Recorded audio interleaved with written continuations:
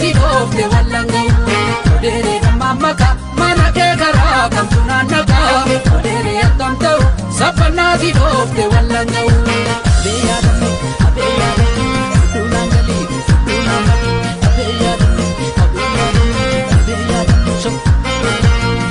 Tani jarsisa rajama mure mana jarsisa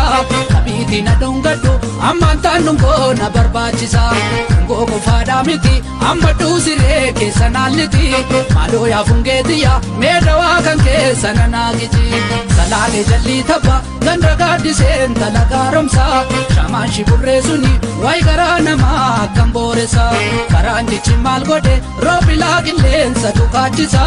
apake naragadu yodi de Keni sanyachisa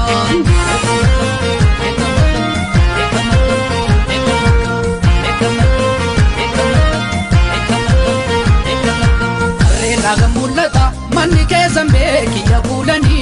ra ke sodaf male oto gamara sibilolani makina nali gonfa kiberran darbe shakarimba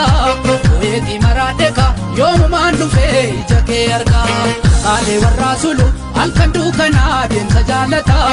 be oromo jade alagan ille dibba folata alaga to finkeni tumarra bakke sigarbe buta kadar oromo gabu isa tu kufe si wajinka beyadam tunangali beyadam so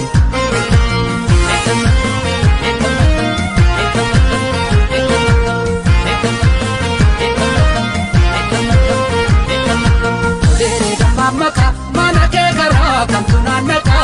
dere atamta sapna di dofte wallanga dere maka mana ke kara kam tunanaka dere atamta sapna di dofte wallanga beyadam tunangali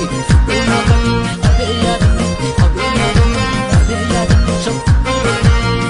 Tani jarsisa rajama mure mana jarsisa abiti na dongadu amanta nungo na barbachisa gogo fada miti amatu sire ke sanaliti malo ya fungetiya medawa kanke sananagiji salale jalli thaba gandra gadi sen talagaramsa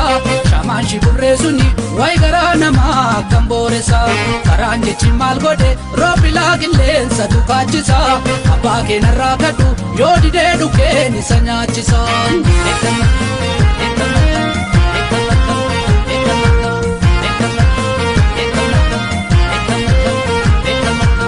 Rena mulata manni ke zambe kiya bulani ra ke sodaf male oto gamara sibilolani makina nali gonfa kiberran darbe shakarimba